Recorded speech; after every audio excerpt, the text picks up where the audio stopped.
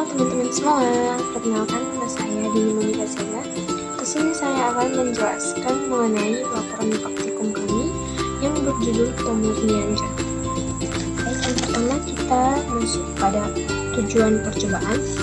Yang pertama, tujuan kami itu yaitu untuk mengetahui volume alkohol dari hasil destilasi 250 ml alkohol. Yang kedua itu untuk mengetahui berapa massa kapur baros dari hasil proses sublimasi 5 gram kapur barosnya. Selanjutnya kita masuk pada tinjauan teoritis. Jadi secara teori, pemurnian itu merupakan suatu proses untuk meningkatkan kualitas suatu bahan. Ada beberapa metode pemurnian yang dikenal secara umum. Yang pertama itu ada destilasi, yang kedua sublimasi, dan yang ketiga ada rekristalisasi. Di mana destilasi itu merupakan suatu proses pemisahan dua atau lebih komponen zat cair berdasarkan pada titik didih. Secara sederhana, destilasi dilakukan dengan memanaskan ataupun menguapkan zat-zat cair, lalu uap tersebut didinginkan kembali supaya jadi cair dengan bantuan alat kondensor. Destilasi ini digunakan untuk memurnikan zat cair yang didasarkan pada perbedaan titik didih cairan. Minuman beralkohol yang didestilasi memiliki karakteristik yang khusus. Proses destilasi memungkinkan pemisahan etanol dari campuran air dan senyawa volatil lainnya sehingga menghasilkan minuman yang lebih tinggi kadar alkoholnya. Biasanya, minuman hasil destilasi memiliki kekuatan rasa dan efek bir ataupun anggur. Yang kedua itu ada sublimasi, di mana sublimasi itu sering disebut sebagai proses perubahan dari fasa uap menjadi padat atau sebaliknya dari fasa padat menjadi gas yang disebabkan karena pengaruh temperatur dan tekanan udara di atasnya.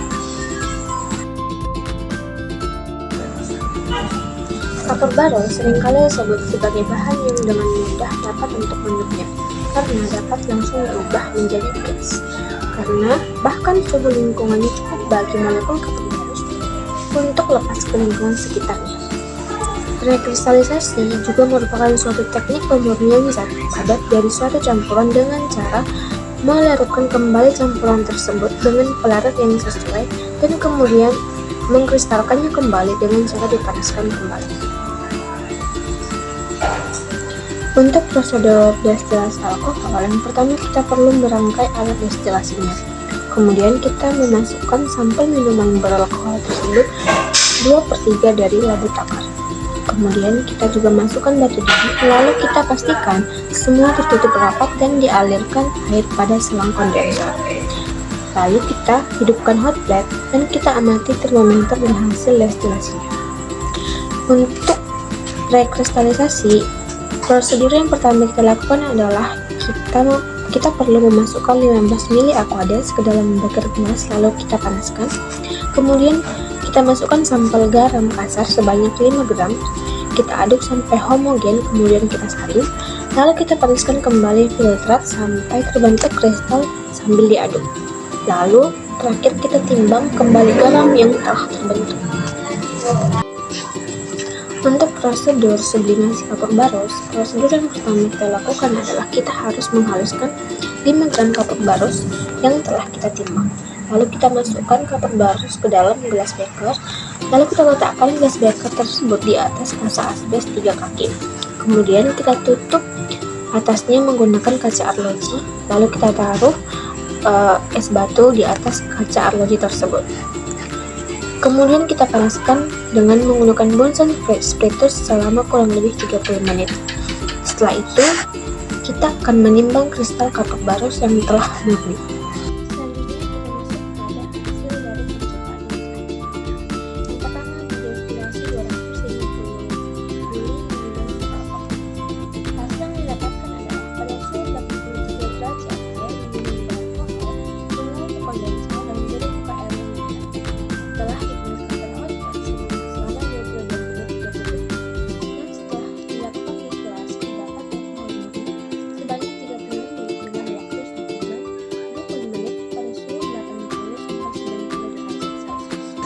Kemudian untuk hasil rekristalisasi garam, dari 5 gram garam yang direkristalisasi tadi didapatkan 4,75 gram garam murni yang telah direkristalisasi. Kemudian untuk sublimasi kapur baros, dalam waktu 1 menit 40 detik kapur baros mulai mencair. Di menit ketiga 30 detik kapur baros yang sudah mencair tampak mendidih. Di menit keempat kristal kapur baros mulai menimpa ataupun menempel pada kertas saring, dan di menit ke-20 kristalnya sudah terbentuk. Jadi hasil akhir dari sublimasi 5 gram kapur baros ialah 1 gram. Selanjutnya kita akan masuk pada pembahasan. Secara teori, destilasi sederhana digunakan untuk memisahkan alkohol ataupun etanol dari campurannya, biasanya air. Etanol memiliki titik didih 78,37 derajat Celcius, sedangkan air 100 derajat Celcius. Oleh karena itu, saat campuran dipanaskan, etanol akan menguap lebih dulu dan kemudian dikondensasikan menjadi destil. Selama destilasi, suhu akan dijaga agar mendekati titik didih etanol untuk mendapatkan hasil yang optimal. Kadar etanol yang dihasilkan dihitung menggunakan alkometer atau metode lain, kemudian dibandingkan dengan kadar teoritis untuk menghitung nilai rendemennya dan persentase error dari destilasi tersebut.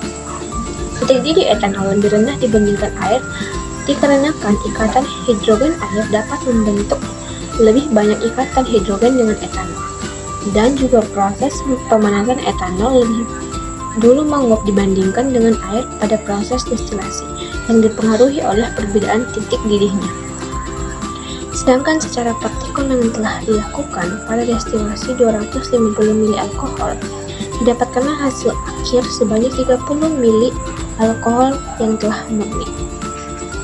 Secara praktikum maupun teori, di mana pada menit ke-22-30 detik telah dihasilkan tetesan pertama pada suhu 83 derajat. Tetesan pertama ini dihasilkan karena adanya peningkatan suhu dan penurunan tekanan uap yang dimana pada adaptor menampung destilat dan terdapat lubang sebagai pengurangan tekanan uap, sehingga uap etanol akan mengarah ke lubang tersebut menuju ke kondensor. Kondensor yang memiliki suhu lebih dingin ini mengubah uap etanol untuk melewati kondensor dan berubah wujud menjadi cair yang pada praktikum diperoleh 35 ml alkohol murni dengan fase gas ke cair dalam waktu 1 jam 20 menit. Untuk rekristalisasi garam, secara teorik, proses rekristalisasi digunakan untuk memurnikan garam ataupun NaCl dari garam kasar yang masih mengandung pengatur seperti Ca2+, Mg2+, dan senyawa lainnya. Proses ini dimulai dengan melarutkan garam kasar dengan air hingga seluruh garam larut. Setelah itu, pengatur yang ada di dalam garam akan mengendap, lalu disaring kembali dan dipanaskan sambil diaduk untuk menguapkan air hingga terbentuk kristal. Secara praktikum, pada uji rekristalisasi yang telah kami lakukan, di mana 15 ml Aqueous dan 5 gram garam kasar dimasukkan ke dalam beker gelas, lalu dipanaskan sambil diaduk. Setelah larutan menjadi homogen, larutan garamnya kemudian disaring menggunakan kertas saring untuk memisahkan kotoran yang tidak larut. Dari prosedur tersebut, kami mendapati 4,75 gram garam yang telah murni.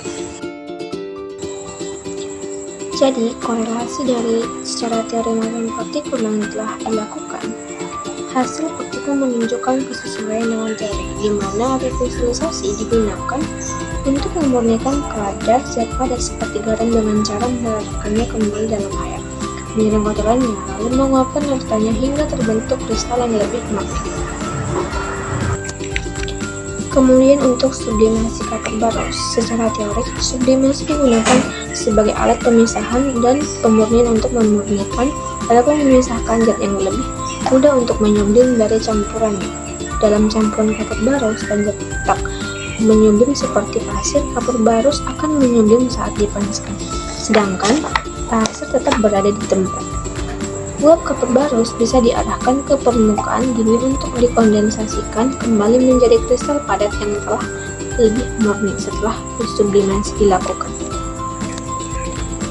Secara praktikum, pada praktikum yang telah dilakukan, di percobaan sublimasi 5 gram kapur barus yang berbentuk padat dihaluskan ke dalam motor. Setelah dihaluskan, dimasukkan ke dalam beker gelas, kemudian diletakkan di atas kaca asbes 3 kaki, lalu dipanaskan menggunakan Bunsen spiritus, kemudian atasnya ditutup menggunakan kaca arloji, kemudian kaca arloji tersebut diletakkan sebongkah batu es. Dari proses tersebut didapatkan 1 gram kapur barus yang telah murni. Jadi, secara teori maupun praktikum, hasil akhir yang diperoleh dari proses sublimasi 5 gram kapur barus adalah 1 gram. Hasil praktikum yang menunjukkan kesesuaian dengan teori, di mana teori menjelaskan bahwa kapur barus akan berubah langsung dari padat ke gas tanpa melalui fase cair. Proses ini dimanfaatkan untuk memisahkan dan memurnikan kapur barus dari campurannya dan jet lain. Adanya es batu dalam proses sublimasi yang telah dilakukan dan teori yang telah dijelaskan didapatkan berguna untuk pembentukan fase sublimasinya. Jadi, berdasarkan praktikum yang telah dilaksanakan, maka dapat disimpulkan bahwa volume awal etanol yang terdapat dalam minuman yang akan didestilasi adalah 250 ml. Setelah alkohol dimurnikan dengan proses destilasi dalam waktu 1 jam 20 menit dengan suhu 80-90 derajat Celcius, dihasilkan 35 ml destilat alkohol yang telah hangat. Kemudian, masa awal kapur barus sebelum disublimasi adalah 5 gram. Setelah disublimasi, masa akhir kapur barus adalah 1 gram.